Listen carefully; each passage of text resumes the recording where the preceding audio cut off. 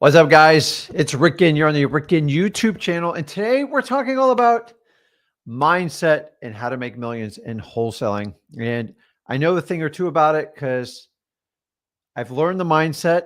I didn't have it when I started out wholesaling. And I'm going to run you through, what am I going? I'm going on 23 years of doing this business. So I love it. I love all the changes. And I love working with my son, Zach, and doing the modern day wholesaling. And it's rapidly evolving. And I complain about it, but to be honest with you, all things good must come to an end and change. Now, here's the good news. A lot of the old stuff works. A lot of the new stuff works.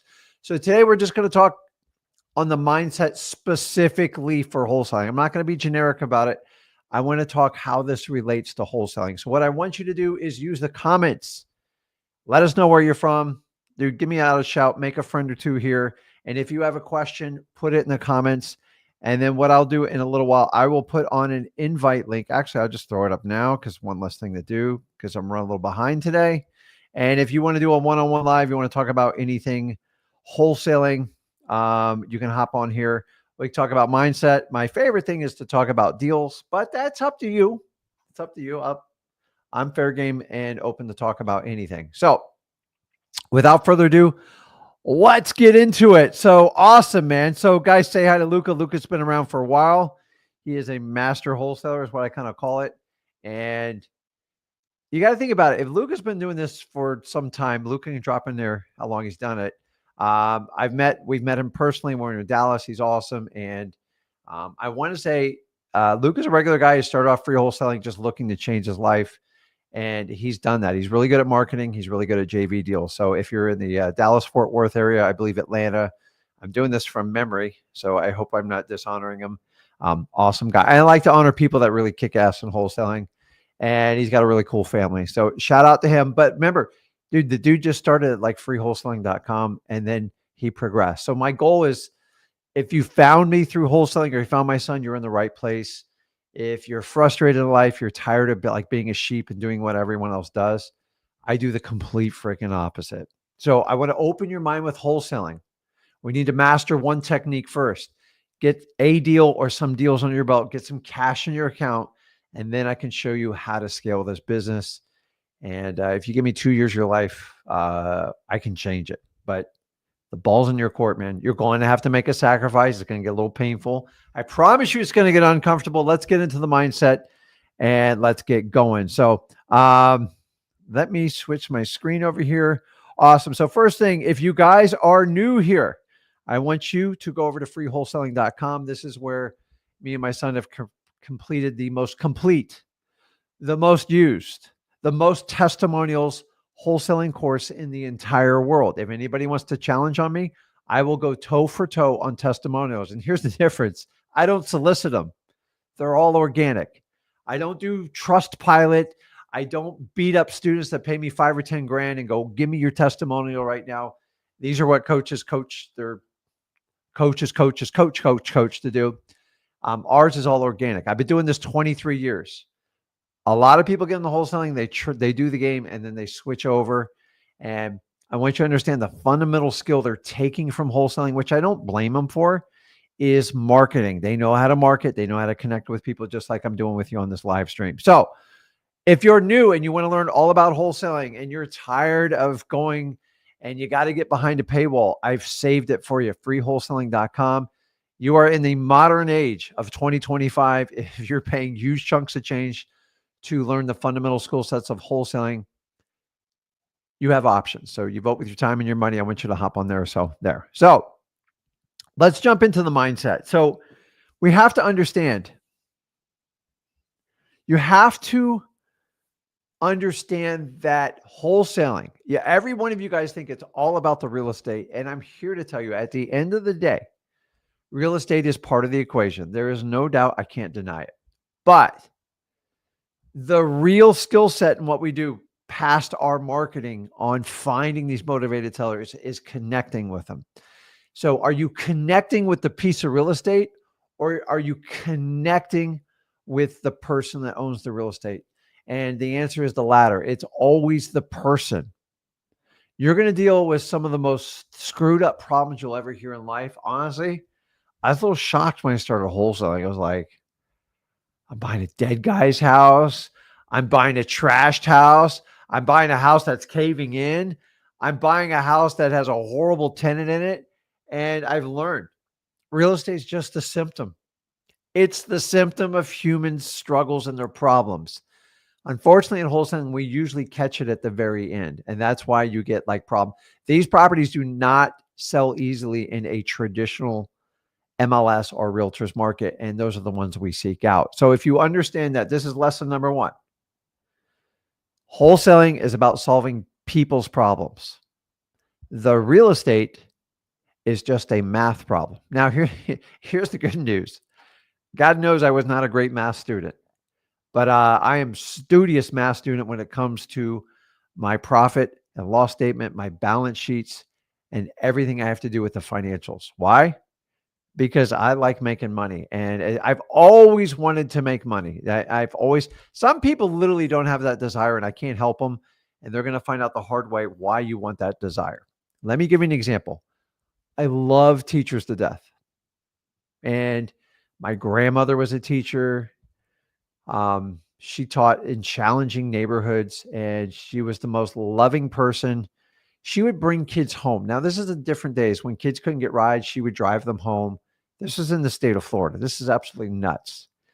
And I was actually St. Lucie County, and just an amazing person. But she didn't make a lot of money. The cost of living was a little bit better back then, but she did a ton of investing. So she's really smart. But today I see modern teachers. So my wife used to be a teacher. All her friends are teachers. And I see these groups get around. And I'm talking teachers like 20 years, and they sit around and complain about their salary. And this is where I love teachers. I could not do their job. I raised two kids. Um, they went to public and charter schools, for full disclosure. But here's the only problem I have. I love teachers. It's an amazing gift. And if in today's world, if you can afford to do it and somebody else is helping you with the bills and it's your passion, knock yourself out. But when you get 10 teachers sitting around and every one of them complains about their salary and it's unfair and it's unjust, this is where Rick, the wholesaler, comes in. I'm like, but they told you what the salary was when you took it, and you knew the most you could make every year more was 3%. Every one of them complain. But the thing is, you can't take the job, take the terms, and then complain about it. So it's not a teacher thing. There's a lot of other industries the same way. I'm just making an example because I have personal knowledge of this. We have to fix the game.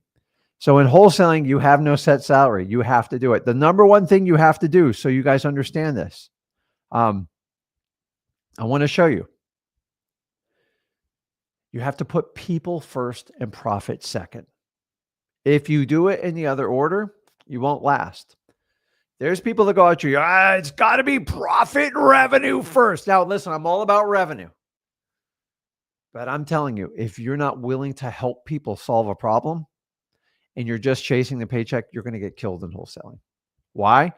Because you're going to struggle. It's like, I'm just telling you. So when I went on all my appointments, 7 years, I went on all the appointments. Why?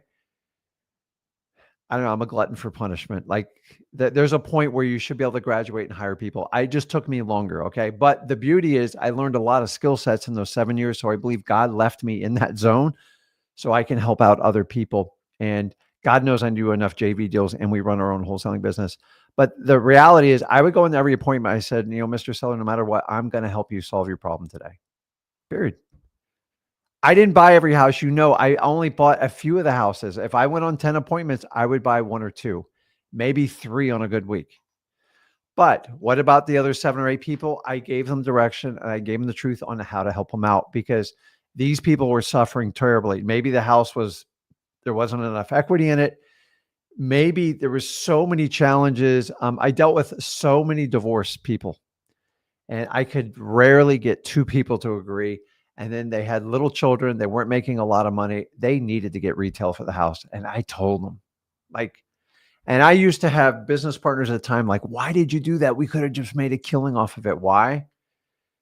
Because it probably would have never stuck to the end. And I can't sleep at night doing that crap. So I'm just telling you, if you go into every appointment and go, listen, Mr. Seller, no matter what, I'm going to help you get this property sold no matter what, even if I don't buy it. I just want you to know that up front. Why do I do that? Because most of them think you're going to be really sharky with them and attack, and just let them know I want to solve it. And a lot of times by taking that attitude, you can actually get instant rapport and trust. And then when the deal doesn't work out, they try to do other ways. If the other way fails, which unfortunately is a high probability, then they'll come back to you and they know exactly what they expect and they've had time to process it. Listen, here's the truth. Some people just need time to sell you a house. But by going in and helping the person first, you will find the profit. But I see so many wholesalers out there, the only thought is about making a profit. And when you start thinking about profit, you think about every way to maximize a deal and you start to forget why you're actually there.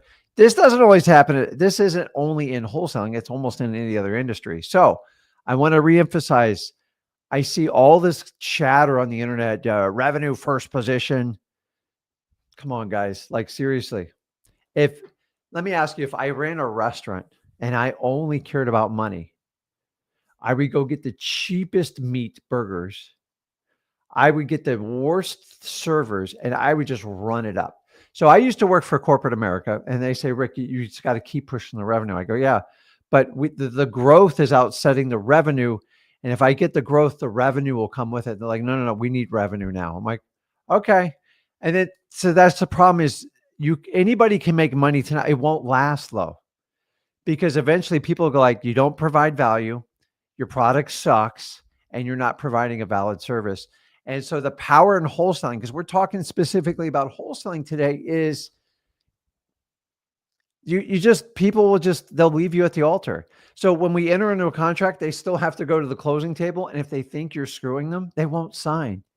Oh, I'll file a memorandum. Good luck with that. It ain't going to stick. You're in a day where you guys filing your memorandums, you don't know what you're doing. If you file a memorandum without a lawyer, don't be surprised when you get sued for a large amount of money. So when you mess with people's titles and you don't know what you're doing, is problematic. Now, people you're helping that love what you're doing will never sue you. But if you chase profit first and eventually you'll burn someone, they're going to sue you and go after everything you got. And where do they go? They go to the state's attorney's office. And why is the state's attorney's office so scary? It's an unlimited budget. And if they feel you violated one law, and by the way, there is a lot of them. There's age protection of people, I think over 62, depending on what state you're in. Florida's 62. They can get out of basically any contract just because they're old. I'm not quite there yet, but like I will take advantage of it when I do it too. So I'm just telling you, if you take care of people, it solves most of your problems in wholesaling. I've been doing this 23 years. And I keep telling people, help people first. Go in it with an attitude to help. It doesn't mean you don't market and you just crank it and you learn wholesaling. But like when you get to that appointment, go, listen, I'm going to help you no matter what. And it's the right thing to do. Period. End of story. And if you do that, life has a way of rewarding you for it. If you just chase the profit, it could be a slippery slope. So that's rule number one. You have to understand that. Now, the next one is most of you, when it comes to wholesaling on the mindset, I don't care if you're just getting started, you've been at 6 months or 6 years. You have to know exactly with clarity, with crystal clarity, what you're looking for. Here's the problem. Most wholesalers in 2025, they watch so many influencers. They watch so many videos. And granted, you're watching one now, but I'm here to tell you the truth. I believe most people give you valuable information. The opinion is the variable. Now, I'm here to tell you there's no two people that wholesale exactly alike. Let me give an example. Me and my son, I was a stubborn mule till my son came in my business. He opened my eyes to a lot of things that I don't know that I would have connected with. And so when we started doing cold calling and texting, when all this was coming to age 2015, 16, I was resistant and I was a fool and I made mistakes. And my son showed me the light, but I had the wisdom, the knowledge. I knew the process and the systems. He just helped me ramp up the marketing. And we've been doing it ever since. We're going on what, 8, 9 years together now. And it's awesome. He sat in every seat in my business. He understands the flow of it. He just figured out how to scale everything and push it up. Now, back to the heart of this mindset to make millions in wholesaling is we decided we knew exactly what we're looking for. And I had to quickly teach Zach, I go, if you just look for these types of properties and sellers, we will make millions and millions together. And by the way, we've done, God, I mean, the number's staggering at this point. I mean, tens of millions of dollars doing it together, and I love it. So probably closer to 20. We've been doing it so long. But remember, we run small teams. I don't teach big, giant scaling teams because most of you got in this to get control and freedom of your life. And there is a balancing act. So what are we looking for? If you teach yourself first, and then you teach everybody else what you're looking for, it's simple. I'm giving you an acronym. Your avatar for any property you're buying, if you can hit all three of these, this is an acronym. And it simply stands for the three words. Ready? Number one, I beat this in your guys' head and I know it. It is off market. Now, understand this. Don't take everything so literal. When I say off market, 90%, probably 96% of all great wholesale deals, great, meaning you're making a profit. You want to do minuscule stuff, do on market. There are exceptions to the rule with experience and expertise and in your local markets. But if I had to pick all 50 states and coach you guys and tell you and give you a what I call a wholesale compass, I prefer hands down to do off-market properties. Less competition, and it's just easier to deal with. I'm just telling you, if you focus on off-market property, so if your entire system's about going on the MLS and you have no experience, I know the outcome. I don't even have to guess. It's 100% failure.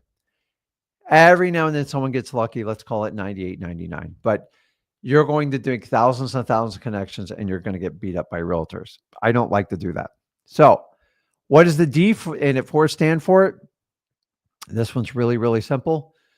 Direct to seller. What does that mean? It means you are in direct conversation with the seller, either belly to belly or phone to phone. Now notice there's no real estate agent involved. There's not mom. I'm talking to mom that's talking to the daughter. Now that does happen, but I'm just telling you, I remember it was either, I think it was in first grade, and God bless teachers again. I love teachers and I think they should be paid a lot more money, but you're a government employee. Your hands are always going to be tied. So know that going into it. I'm doing a service member and God forbid somebody has to teach our kids, but I believe unfortunately AI and online schooling is going to be where kids are taught in the future. It makes no sense to own all this expensive real estate, teach outdated methods. Guys, at some point we have to change it. You know, we're almost the worst in the entire world in our education system. And we spend the most per child, over $40,000 per year. When it's run the same way for 50 years now, something's broke. The system's terrible. But I'm not ranting about education today because you guys want to get free with wholesaling. So the idea is direct to seller. So that experiment from the teacher was they would whisper in one child's ear a sentence. And, you know, it was 8 to 12 words. And then they'd go around probably like 20, 25 kids. And by the time, and then they wrote it down on a piece of paper, the original person, by the time it got to the last kid, it was actually a completely different topic. Why? Every time there is a chain in communication, there's always a break. Why? Because the mind always interprets data differently than, like my mind interprets it different than yours. Now I have ADHD. I get problems sometimes, man. And you guys even tell me sometimes, they're like, Rick, man, sometimes like you're like a loose nut, like running wild. But the gift of ADHD that I have is also a curse, and anybody has it. Now, I don't use ADD. It's not an excuse. I call ADHD a superpower. We got to stop labeling ourselves and limiting beliefs. ADHD just means you process things in a different pattern. That's it. That's all it means to me. Doesn't mean you're like psychotic. Doesn't mean like you're high strung. Now, there's certain things that so I can't do 5 things at once. Ask my wife. And I've had to learn to adapt. So I've been married almost 30 years. And if you've been married or you're going to get married, you got to understand it's all about communication. So, but when it came to wholesaling, I was so laser focused because I can do one thing and I go long and I go deep. When I have to do five things, I'm just skimming the surface, and it just creates like this. I can't describe the feeling. I could do an entire podcast on this, but it's just weird. And so I like to go deep. So whenever I meet with anyone, even when I do the live events, which we got one coming up in LA, I think April 9th, 10th, I go 16-hour days because I want to get knee deep with everybody. And even Zach complains to me about it. I just like to connect with people. That's what made me so powerful when I went on my appointments. They go, dude, I've been to that guy's house 3 times and you went in there one time and got a contract. I go, went deep with him, man. And I told them exactly what I did. They don't believe me. And I'm telling you right now, if you change this mindset and you go deep with them, the only way you can go deep with someone direct to seller. Now, let's take the opposite. Say a property is on MLS and you're just dealing with a real estate agent. The real estate agent has to take your information. And here's what I find out every time. They filter. You can have an hour-long conversation with a realtor, and they're only going to highlight what they think is important to their seller or important to their bottom line commission. So I've gone through hour presentations with realtors on complicated deals, and you know what they turn around?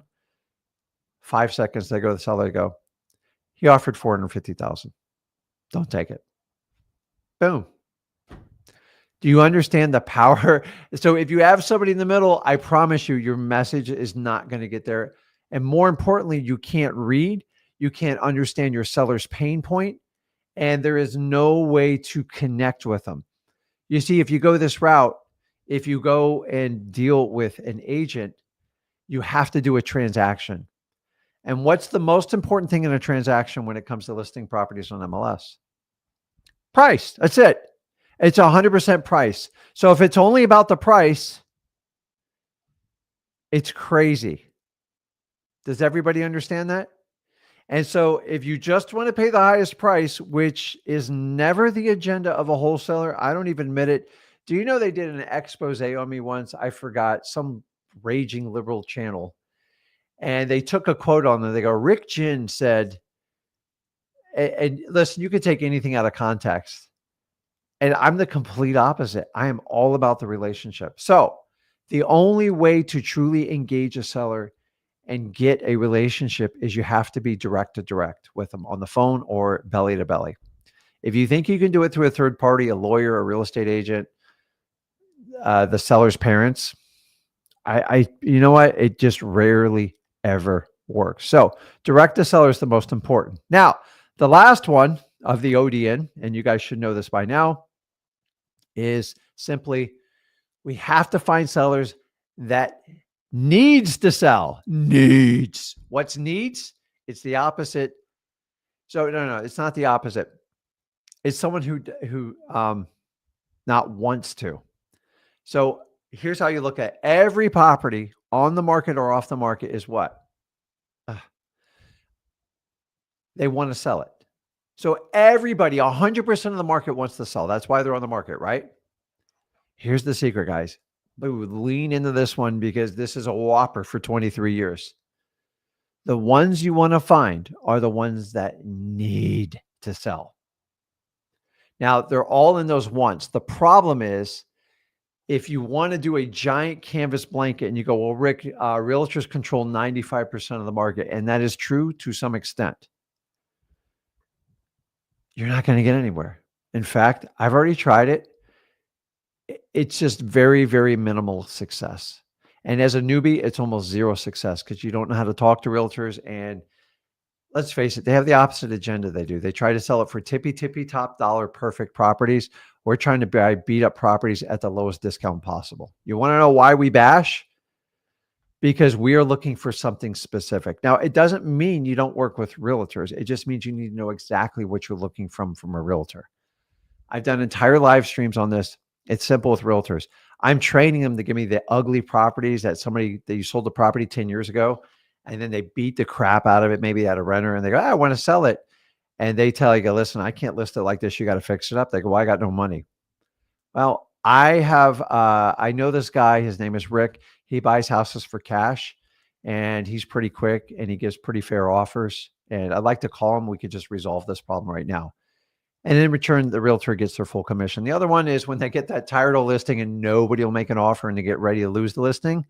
That's what's called a motivated realtor. Now, they're still not easy. prefer the first than the latter, but that's the only way I work with realtors. I do not waste my time doing all that stuff. So, guys, if we understand this, you have a wholesale compass. If you have a wholesale compass, it will guide you to make millions. If you try to chase every shiny object syndrome out there,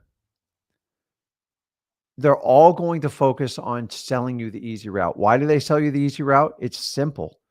It sells.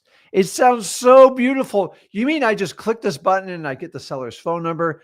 I get their ask price. I get all the pictures, and I just got to get them to take like 30-40% less. Yeah, good luck with that.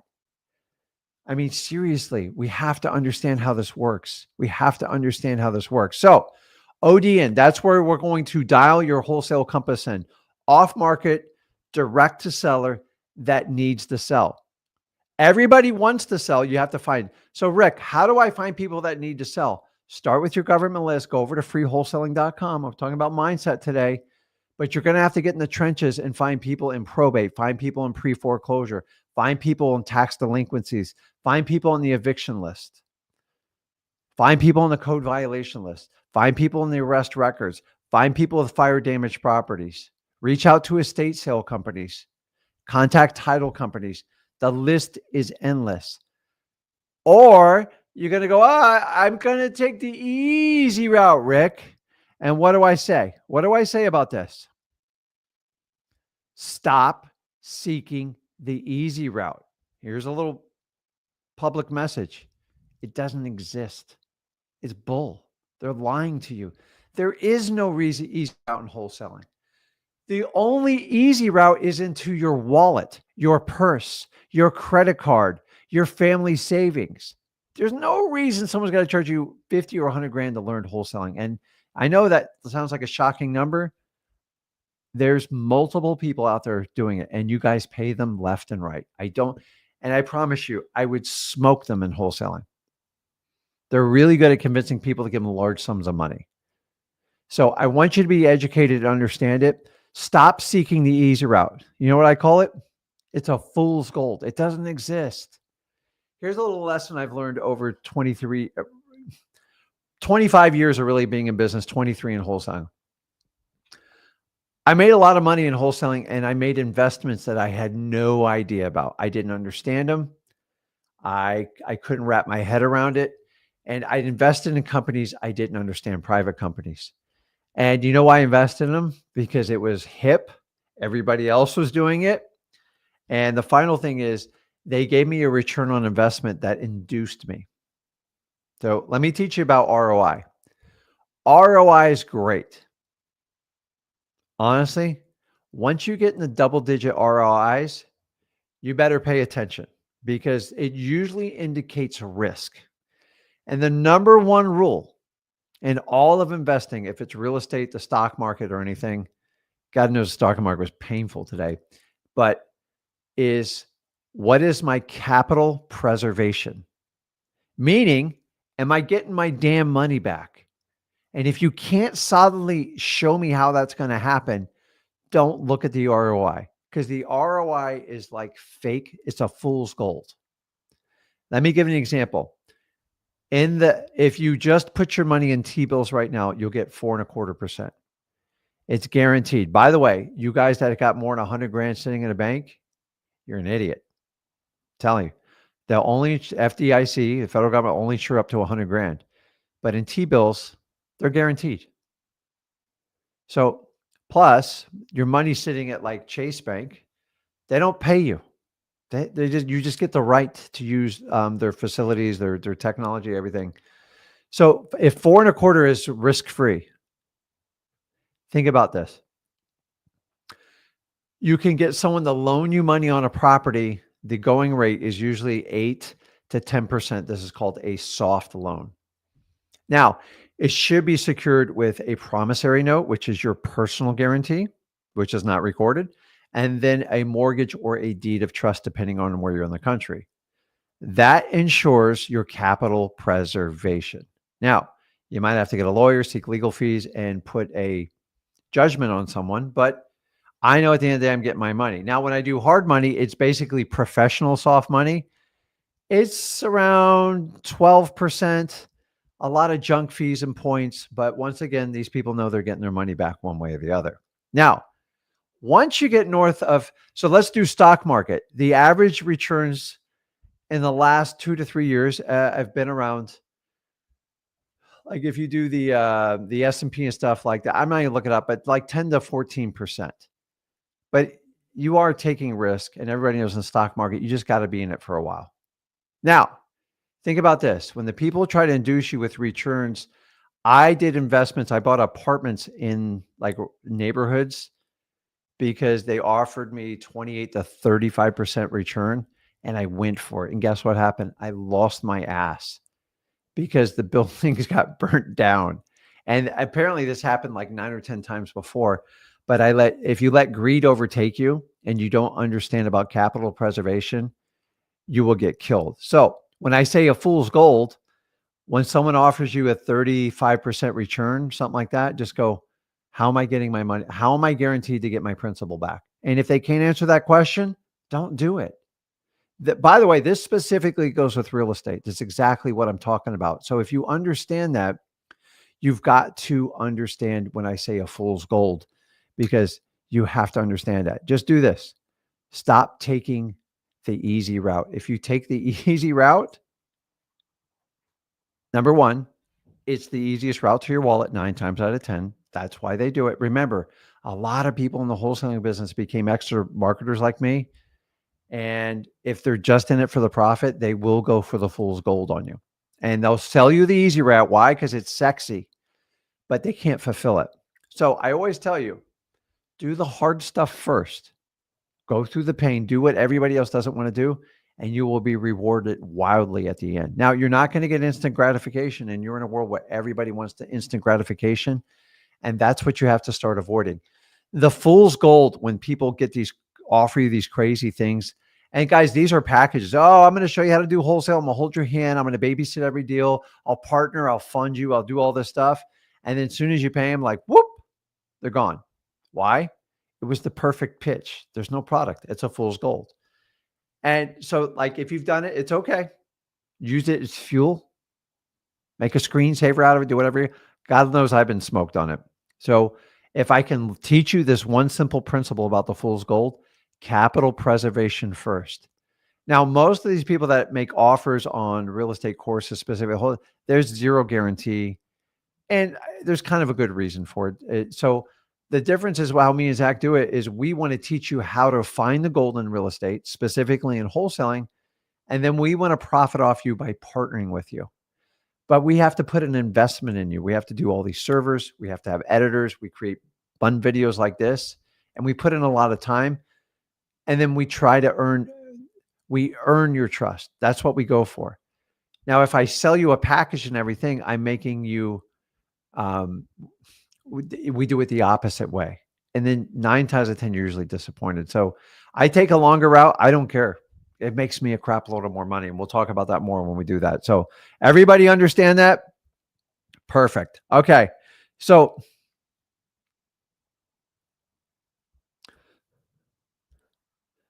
one, the high yield saving rate, yeah, it'll only cover you the first 100 grand. So whatever you want to, for those fortunate that got like 500 or 600 grand, which there's problems I'm trying to create for you. Remember I talked about capital preservation? You've got to understand that. If you don't have capital preservation, you need to know. So, okay, let's get back to this. Where is I going?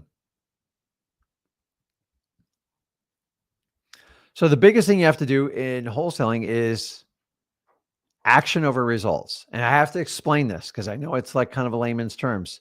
Most of you are so focused on just getting your first contract, getting your first 5 deals, and that's awesome. That is what we call a goal, an outcome, a result. Here's the problem. When you first get started wholesaling, you're going from 0 to trying to get to 100 miles an hour. You got to get to mile 1. You got to get to mile per hour 2, 3, 4, and so on. And so your excitement, motivation only lasts so long. So motivation looks like this when you start, and then it wanes. The average motivation on a person lasts, I think, 2.5 to 3 weeks. Do you know how you fix it? It's discipline. Discipline means you have the same hump every day. It's boring. It's wildly redundant, and it's not sexy. And that's why everybody wants to be for the motivation. Nobody wants to be around for the discipline. The discipline is putting in the work on a daily basis, your actions. We're talking about actions because let's face it, when you start out in wholesaling, it's probably going to take you some time to get your first few deals. And so say you go 2 or 3 months without even locking up a contract. How are you going to keep it going? The results are waning. And when the results don't work, your actions suffer. And when your actions suffer, you slow down or you stop doing them. So here's what I want you to do. You focus on your action. Anybody on here, even on a live stream, if I went through you and said, hey, listen, show me your actionable steps today, just like today, end of story. This is all I want to just show it to me. And then when I start getting answers like, well, I think I made like 26 calls, I already know what the problem is. We can end the conversation right there. You want to run a hobby, you want to run a business. You think I might, these are not business words. Either you did it or you didn't. So what I'm basically telling you is focus on actions. Tell yourself the damn truth. How do I do that? Number one, if you're suffering on this, daily marketing activity, just do a worksheet. I don't care if you got to take a blank pad of paper. Do not make it complicated. I believe I have all this in freewholesaling.com, or I'll put it back up in there. God knows I have anybody who works on my team on marketing is, I want to know what you got done today. So everybody complains about this when Elon sends out an email and going, what are the 5 things you got done this week? And oh my God, he asked me, I'm offended. Are you kidding me? I want to know everything you did that day to drive the needle. It's your actions. Because if you take massive, consistent action, the results come with it. Remember in the beginning of this live stream, I told you, if you take care of people and truly want to help them out, the profit's going to come with it. But if you try to just focus on results, it can get discouraging because the result in the beginning, let's be honest, it's a goal. And it doesn't matter how long it takes you to get there. The question is, do you get there? Period. That's why you always have the tortoise versus the rabbit analogy. And the moral of the story is nobody ever says it. The tortoise is just consistent. He's slow, but he's consistent. The rabbit's all over the place. Ba, ba, ba, ba, ba, ba, ba. He gets distracted, doesn't even finish the race, even though he's 10 times faster than the tortoise. So if you understand that, I want you to understand this. A daily marketing activity. What is your contact rate with every customers for that day? How many and then I can look at it for an entire week and I already know exactly where you're going. Now, sometimes I'll be honest, the action is correct. I've seen people, it's just sometimes your wholesale compass is not set in the right direction. Now, here's the good news. Most of the time, they're just slight changes. They're not 180-degree changes. So, guys, I'm talking about the mindset to truly make millions in wholesaling, and you have to make it. Now, did I learn this overnight? No. I'm going to be honest. I learned it over 23 years. And so if I can take that and condense that down and give you like the Rick AI version and just spit it out here, holy crap, you can do amazing things. So, okay, we're almost there, guys. Let me check the comments. Um, uh,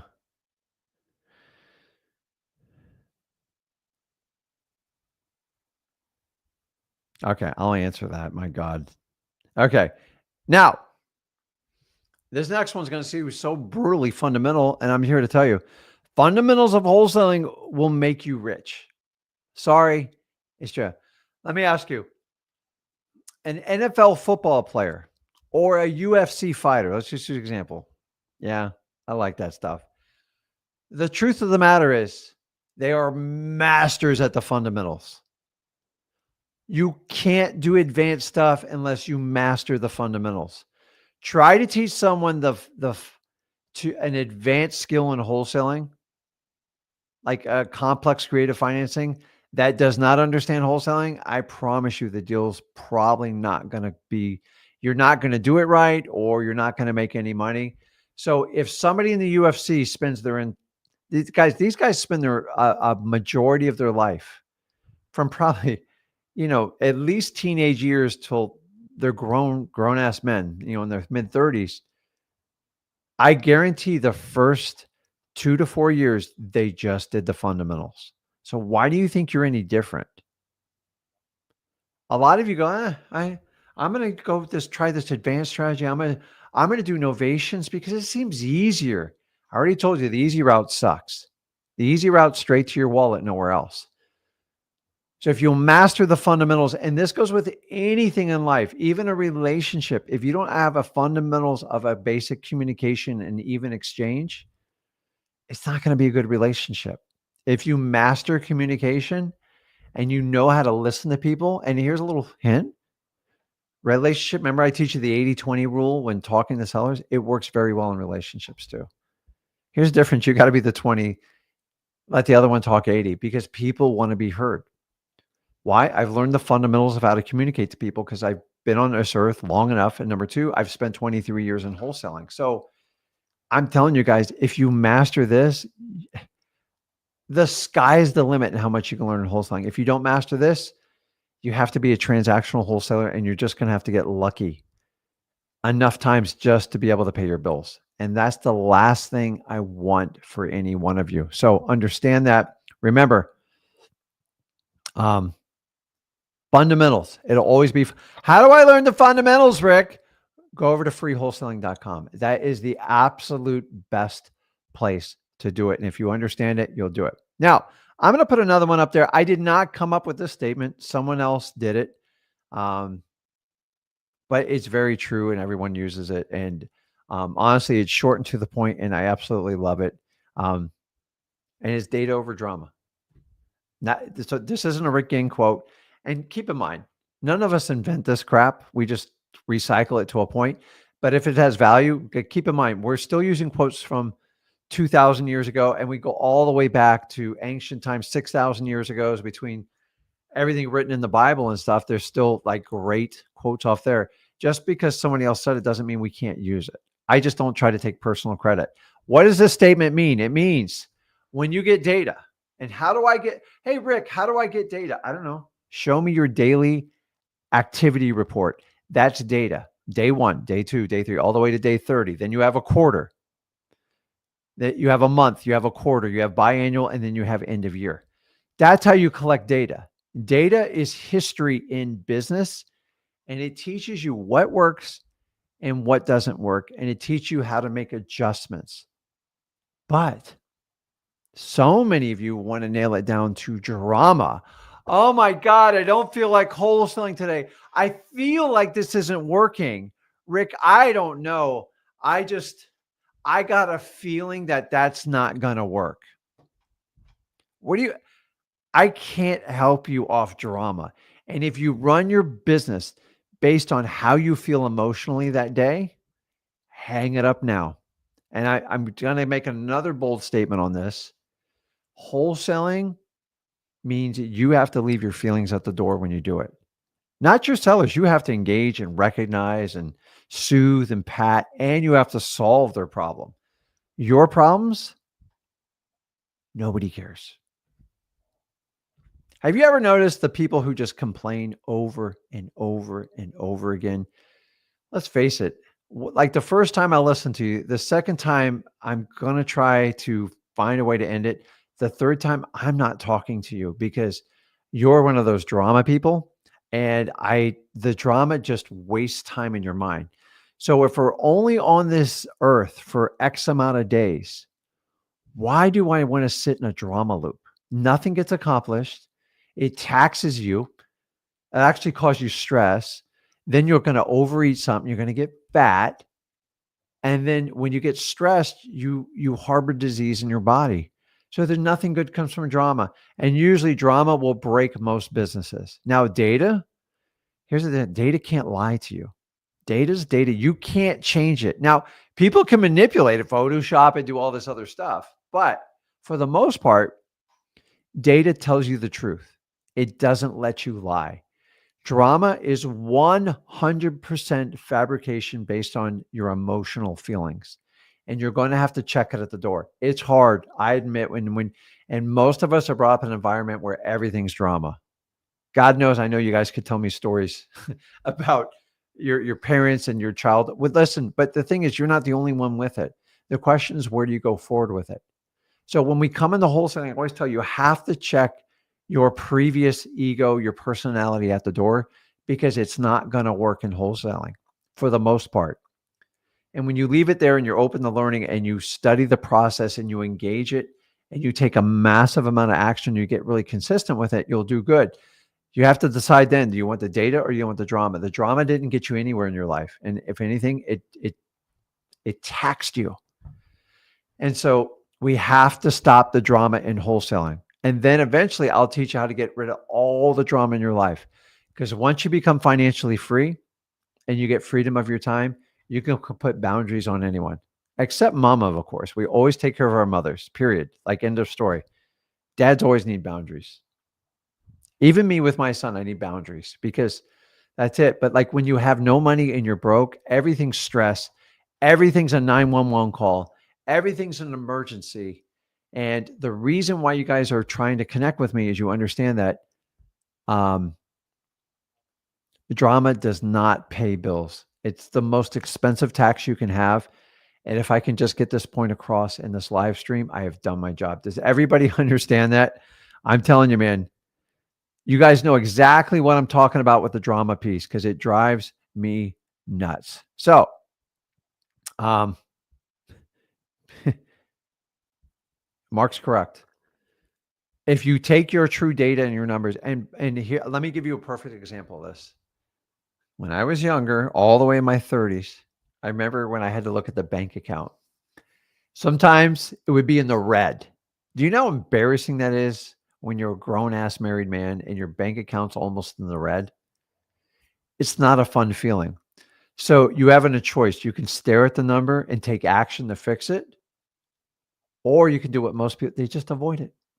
And for a long, in my 20s, I avoided it. I'm like, I didn't care. I was free, like whatever, as long as I got $200 or $300.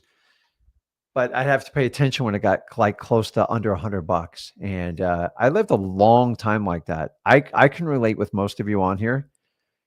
It's and then I just avoid, and like every Friday I'd look at it before I went out. I'm like, oh God, please let there be enough money so I can like go out and do something. And like now, I don't even manage my money. I don't touch my money. I make all the decisions off of a P&L statement and a balance sheet. That's my decisions. And I get a weekly report, not a daily. On business stuff, I get business sales and stuff like that. But I get a cash report of how much cash is in all the bank accounts. And so remember, when I started, I just wanted to be out of the red. And then I go, man, I just got to keep $100. That's the bare minimum. And I got charged by the bank, I think $20 a month for an account. What a joke. And then I remember 500. And then when I started to work, like $1,000 was a big deal. I mean, 5,000 was a dream. Like, I mean, just the most utter dream in my early 30s. And then that's when I found wholesaling. I remember my first 10 grand, I'm like, wow. And then it was a long road to make it consistent. And I'm here to tell you, you're going to have to understand this. Mark is completely correct on this. So so I've gone from completely avoiding my bank accounts to going, it's my favorite part of the day. So I don't look at my bank account. I don't even know how to sign into my bank account. I do not have an ATM card. I'm just telling you, I don't need this anymore. Whatever I need, I can pretty much get. And I don't do this to impress you. I do it to impress upon you because I lived under a rock for so long. I was so scared to look at my bank account balance.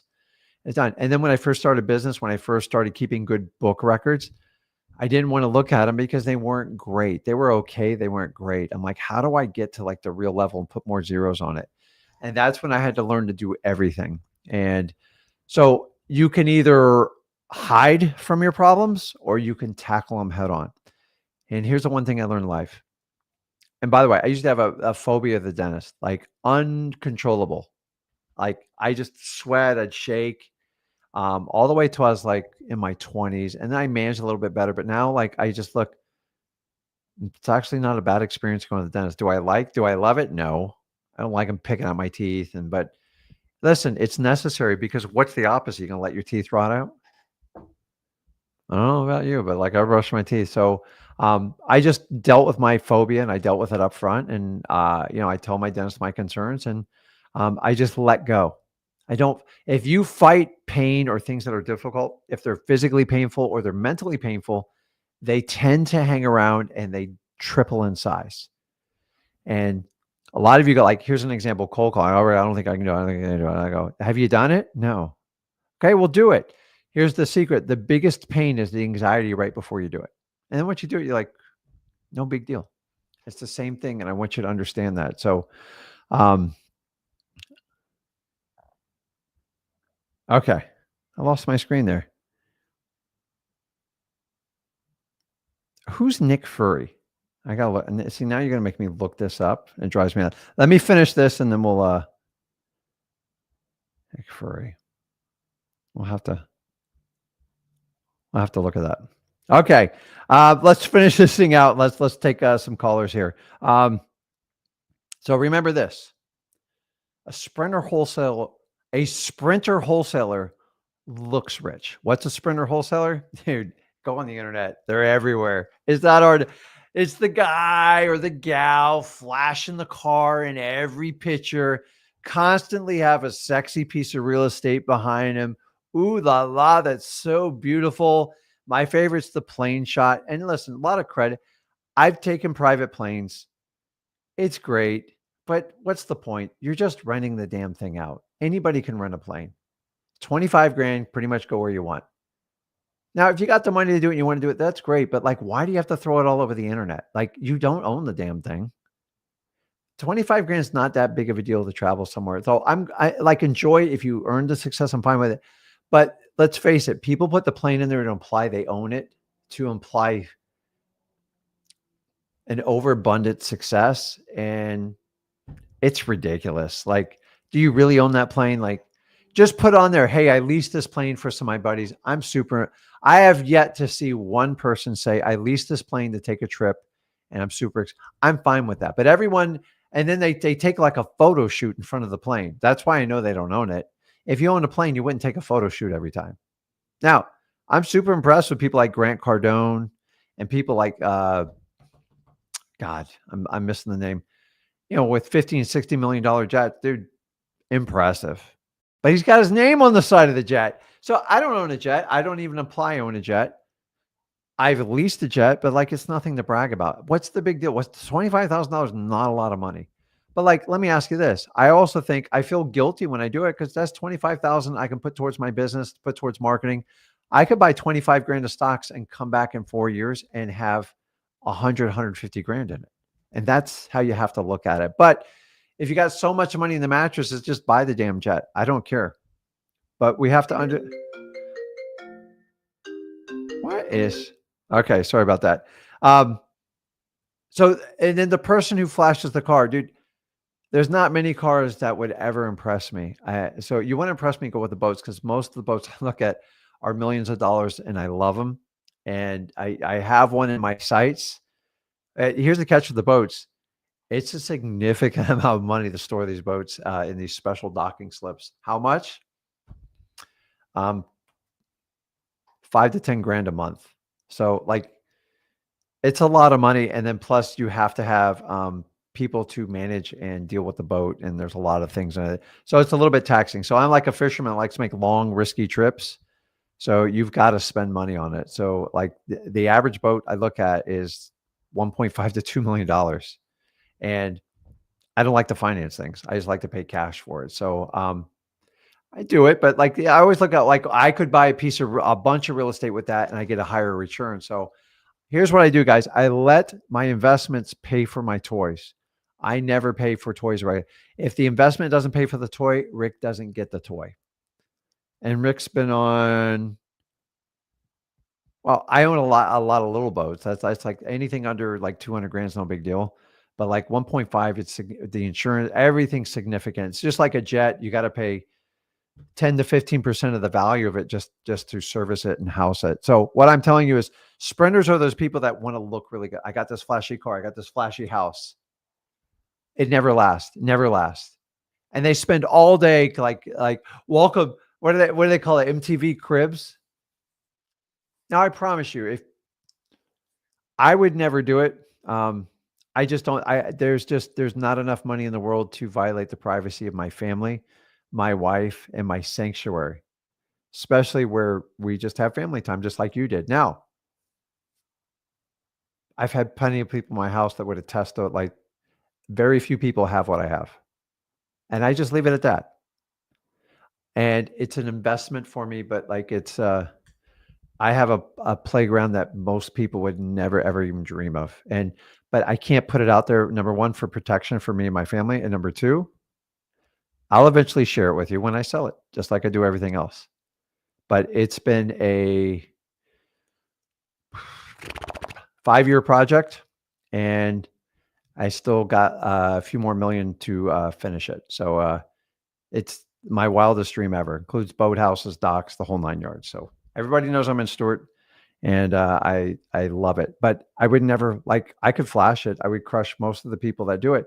But what's the point? At what point do you have a private? Like, I value somewhat privacy because I have people in my life that don't want to be on camera, and not everybody honors that. So don't be a sprinter. Don't be the guy or gal that looks, it's like you do the Heisman Trophy pose. Don't do a Heisman Trophy pose if you're not even in the running or you're not even the best player on your team. It's just showboat. You know what? Marathon wholesalers are the ones who become rich. They look dead broke the entire route. But here's the deal. Too many people, particularly in the United States, I can't speak for the rest of the world, and I've traveled a lot of places. Too many Americans want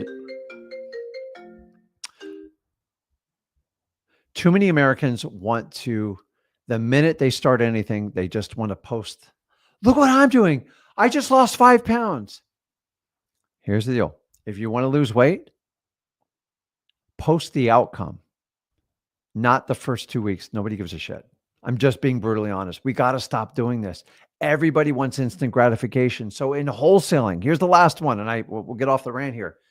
Be a marathon runner. A marathon runner just trains every day and gets their time 1 second better. And after a year or two, holy crap, it takes time to monumentally change.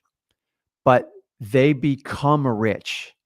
They don't look rich. They actually look broke. And that's the design. But you're in a country where everybody wants to look rich, but they're actually broke. And a marathon wholesaler will look broke while becoming rich. And then one day you're like, how in the hell did you get all this stuff? I just put my nose to the grind.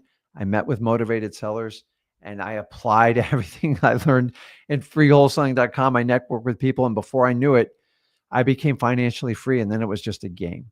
And that's what I'm trying to teach you today. If you understand that, you understand the value of it. And I want to explain that to you. And that's the most important thing I can do. So let me check comments here, and then we'll take on a few lives. We got plenty of time. And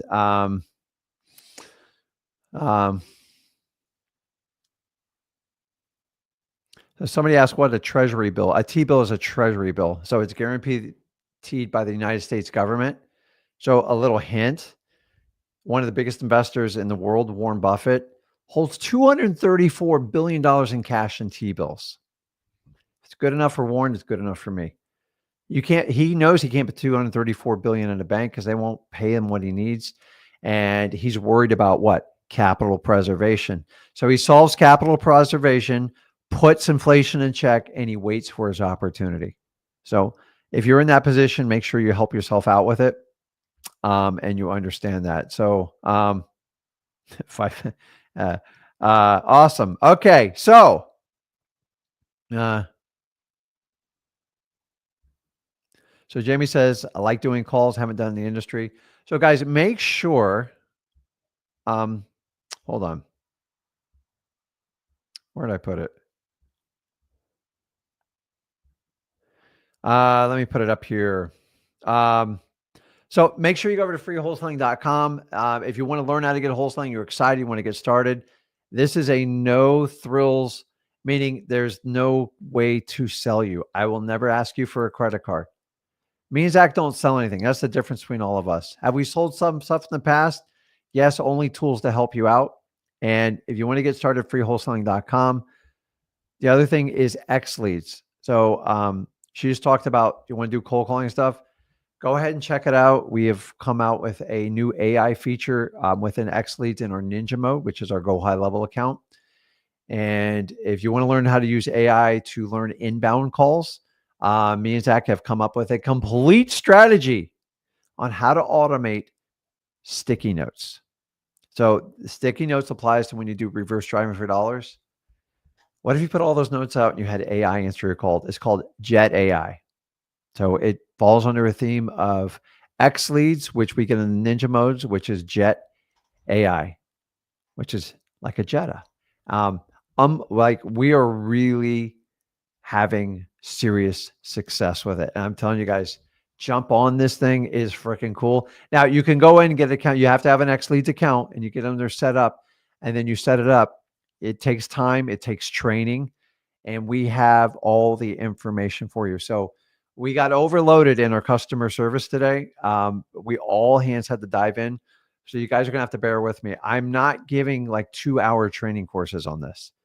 You guys are going to have to earn some self-love. Now, the good news is we do X Leads support every Saturday at 10 a.m. on the YouTube channel. Just look up X Leads. We have an entire support staff, but we're going to have to start limiting their time with them because after 10 hours, we still had hundreds of tickets open. And I want to keep the cost of X Leads very low, but we have a AI automation to do inbound. And here's a little secret. We're hoping by this summer, outbound's coming. If outbound come, it's going to change the entire wholesaling industry. And if you go, oh, it's AI, it's BI, I'm telling you, the more you train it, the better it becomes. And I'm just going to tell you, the AI has the power to put in 100,000 brains to your one. You can't beat it. It knows exactly what to say in every situation. Think about all the years. So if say you've been on this earth for 30 years, whatever, 25, 30 years. Imagine if AI took all the information out of my head and then it found 1,000 other people like me, and there's plenty of great other wholesalers other than me, and took Zach. Do you think you could compete with it? You can't. So as much as AI scares me, I'm telling you, within X Leads and our Jet AI, and we're going to be doing more and more releases on this. It's unbelievable. Now, the cool thing is you can go around and play with it. You get 10 minutes to test it out, see if it'll work for you and see if it's your cup of tea. Be patient with us because the demand's unbelievable right now. But guys, this is the same things PPL is doing, and they're selling it back to you at $300 to $500 a lead. So take a look at it. I put it on the bottom of the screen. So let's take some calls. Let's see here. Oh no, wait, I had a couple starred ones. Oh,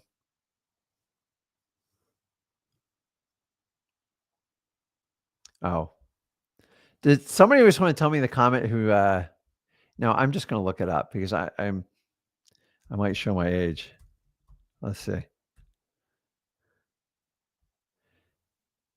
Okay, that's actually funny. Okay, got it. Somebody asked about a CSV file.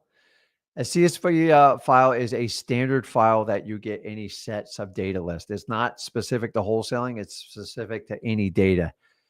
Honestly, it just means it can be translated in most files, XLS. There's all sorts of file, but CSV is the most common. And so if you want to save something in a CSV file, you have to change the extension. So you can save something in a PDF, an XLS file, or usually a CSV file. The CSV file is common and read amongst all softwares, including X Leads. So just keep that in mind and we'll go from there. So, and by the way, I have plenty of training on with direct mail on how to deal with CSV files. And when you download your list from XLeads, they will come in a CSV file format, or you can translate them into XLS or PDF, but I don't think you ever want to do that. So um, let's go. Okay. Um, I put the link on there. So let's see. Dark screens. Hey, Noel, you there?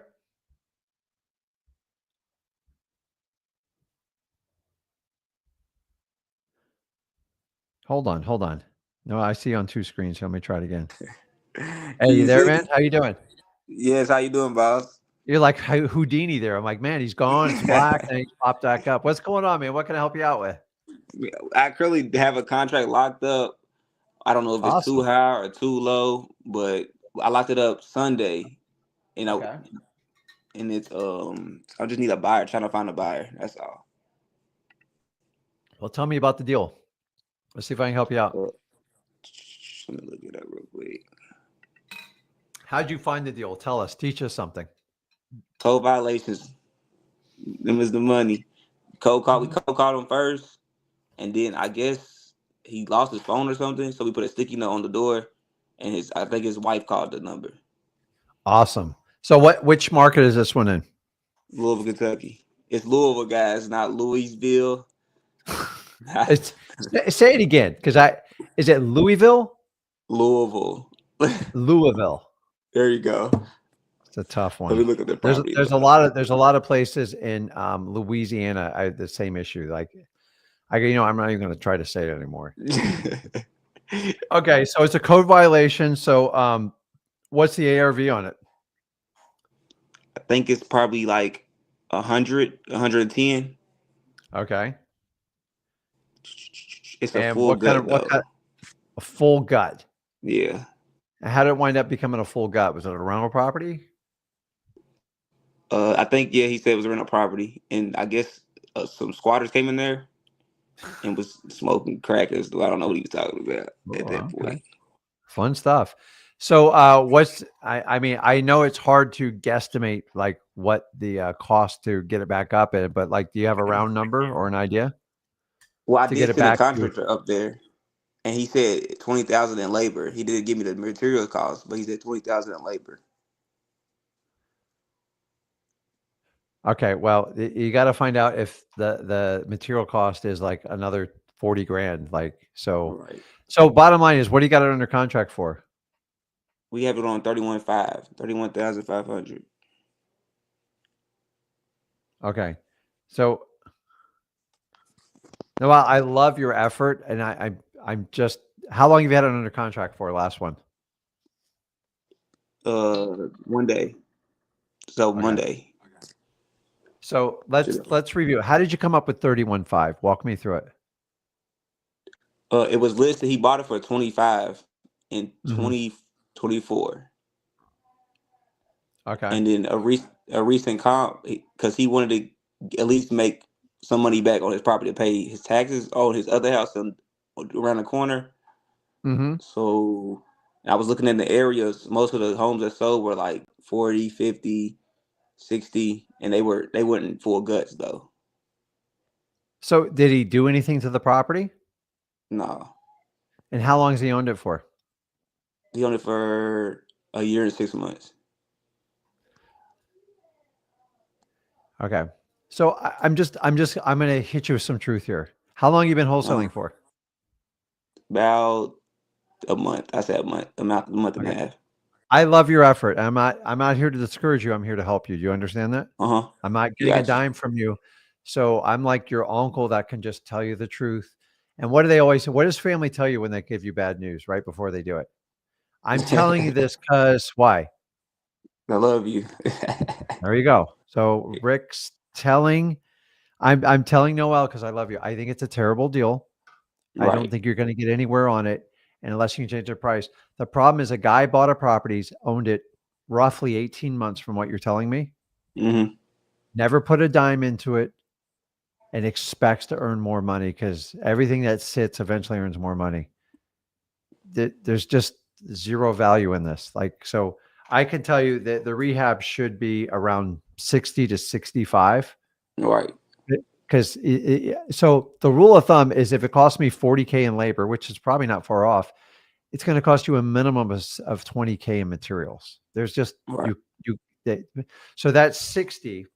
So if let's just call it 65 because it's never what it is. And if you put it at 31.5, that puts you already at 96.5. Well, if I know the range is 100 to 110, and I haven't looked at the address, and maybe the ARV is north of it, but I think you're being honest with me.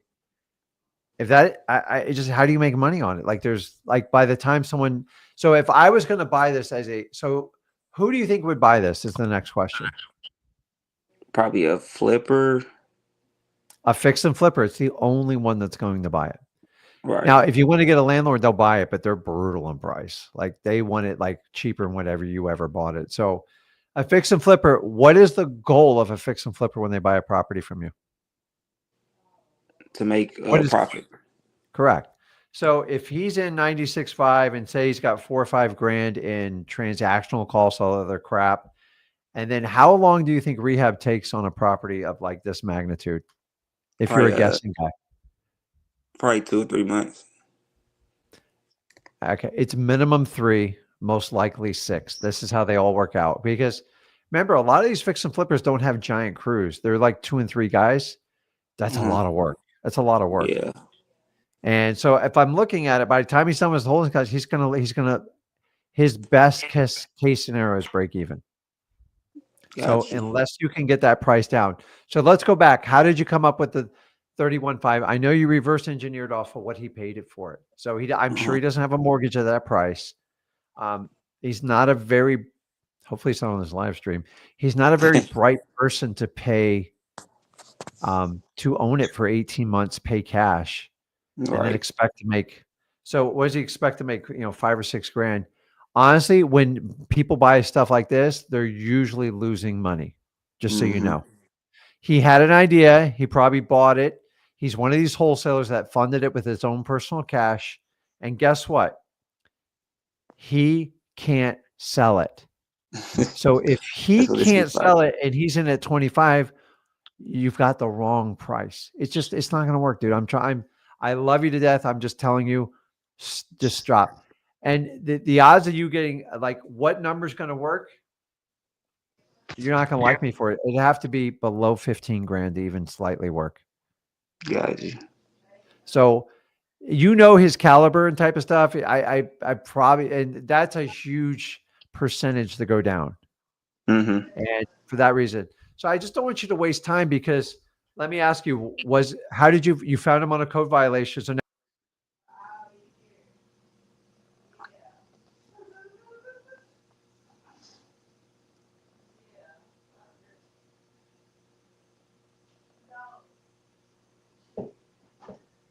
you clicked off.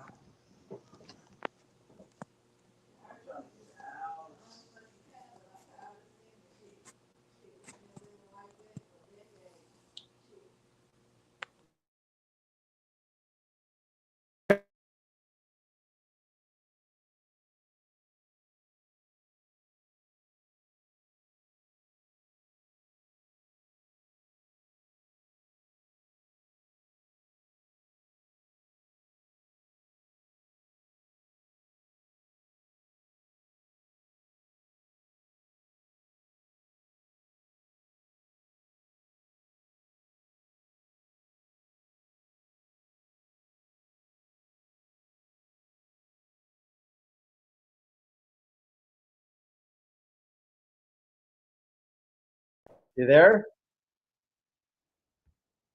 Shit. Yeah, I can hear you now. Okay, hold on. Dude, the deal was so bad, I think you blew up my computer. It's trying to reboot. Okay, there we are. Sorry about that. The deal was so bad, it crashed the computer. I tell you this because and don't get discouraged about it. Just so you know, I screwed up my first 9 deals. Gotcha. It doesn't work. It doesn't work.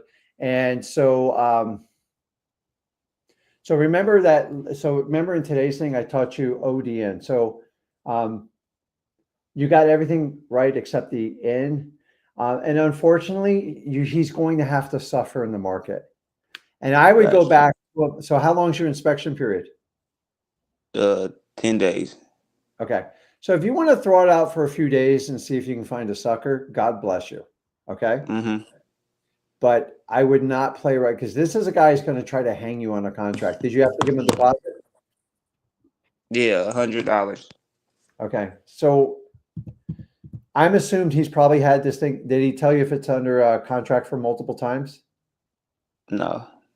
I almost guarantee you. So please, some of these guys like to like chase people down and like try to enforce contracts.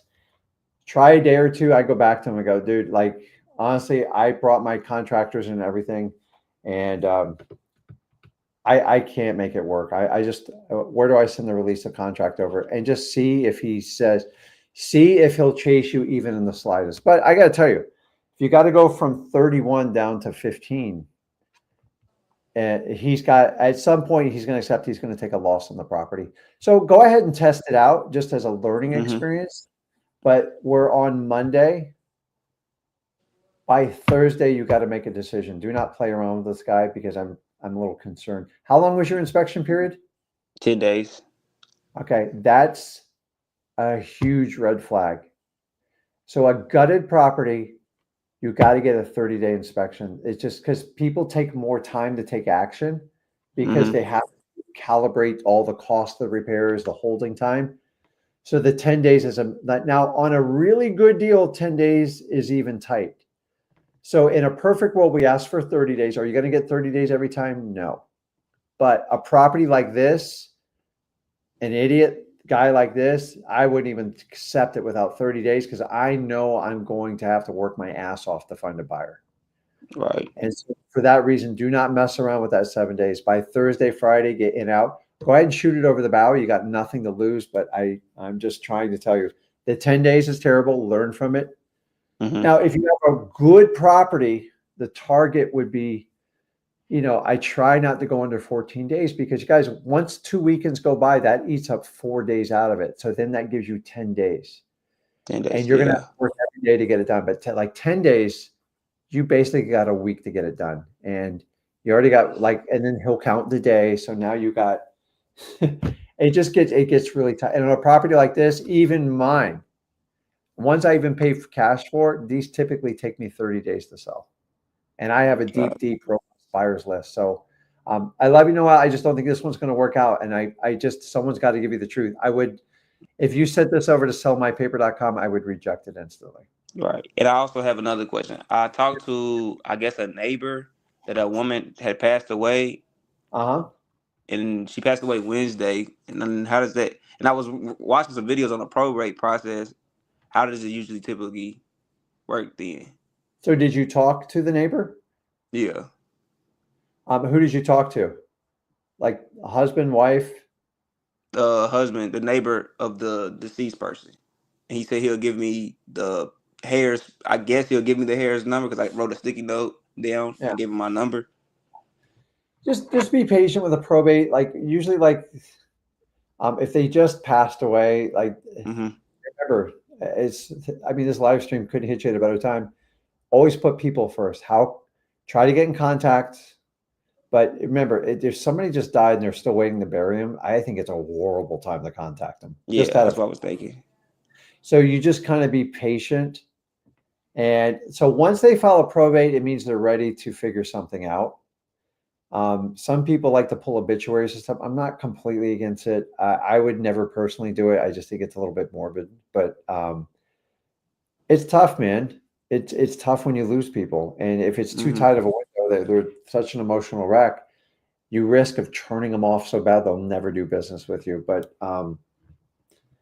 you usually don't catch them that early. We usually have the opposite problem. So just use your human intuition to understand, and Mm-hmm. just be a gentleman about it, type of deal. And eventually, you just want to try to find out who's going to be the PR and deal with it that way. You understand what I'm saying? Like I don't have. Honestly, you're going to be guessing. I would stay away from the first 14 days. That's what I was It's thinking. Talk to him in like in a month. first 2 weeks That's what I is was off of thinking. it, and then you can kind of inquire. And then as 30 days go by, I think the window opens up, and then definitely 45 days. Got you. And so the idea is trying to beat every other probate, but you got to be careful of that stuff, guys. Like that's the main reason I didn't even start doing probates when I wholesaled, because I didn't like, I go, man, I'm going to be an ambulance chaser. I'm going to be like a grave digger. And I'm like, we call it deeds from the dead. Like, oh man, that is morbid. And it's like there was people that had like titles on that, like how to get deeds from the dead. I go, I don't want any part of that stuff. But probates are wonderful. Remember, if the guy, so he's on code violation, that is dynamite. He has a trashed house. Unfortunately, this type of seller is going to have to. There's only two things that's going to change his mind: time and circumstance. Eventually, the code violation. By the way, the code violation, I don't know what the fine is. It's probably about $50 a day. Mm-hmm. If he eventually he's gonna have to sell. So I would pull away calmly. I go, listen, at this time, it's much more than I ever thought it was on the repairs. And if I add up the repairs plus what I'm paying you, I don't even think I'd break even. Got you. And so either you see if he chases you, or you just end the contract and then follow up with him in every like 30 days here and there. And I would do like, I'd start with a text softly and go, hey man, I just want to see if you got that property sold. Dude, if you're not buying it, I'm not buying it. None of my cash partners are buying it.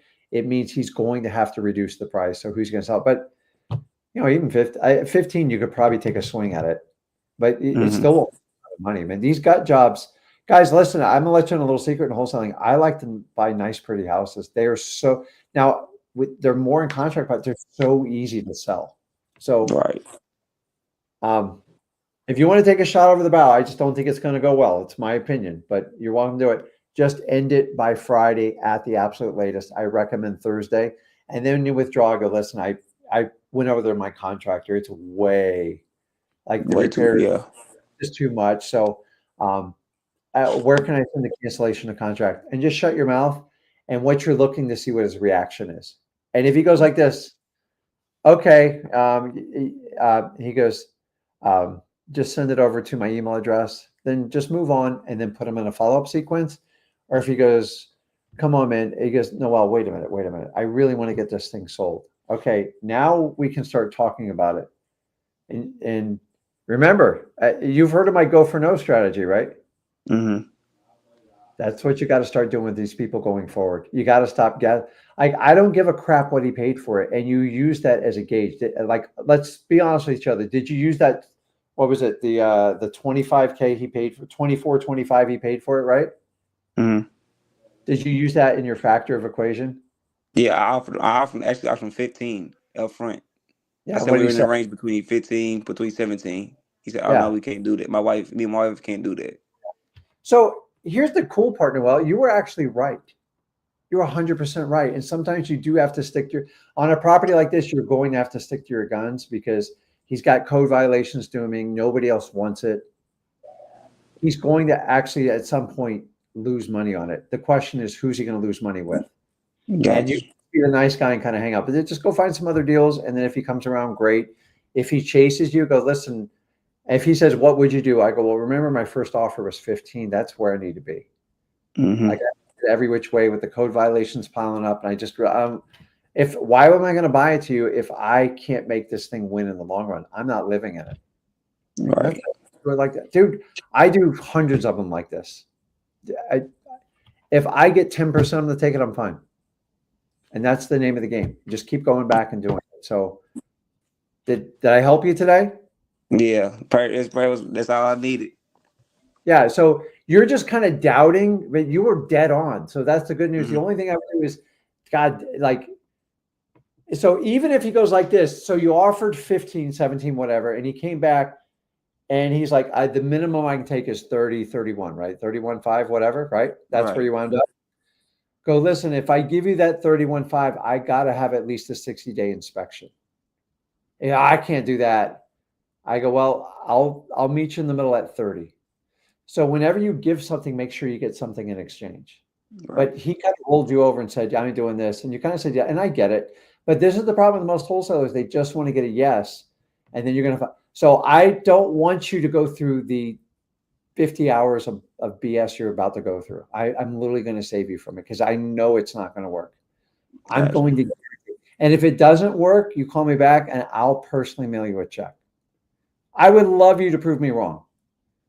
And don't, but I just don't want you to be aggravated because this is what drives most people out of wholesaling. So Mm-hmm. I appreciate you being vulnerable and sharing it. And if anybody has Yeah. some idea, want to connect with Noel, that's fine. But if you sent this over to sellmybeer.com, it would instantly reject you because I already know the outcome of it. So anything Gotcha. else?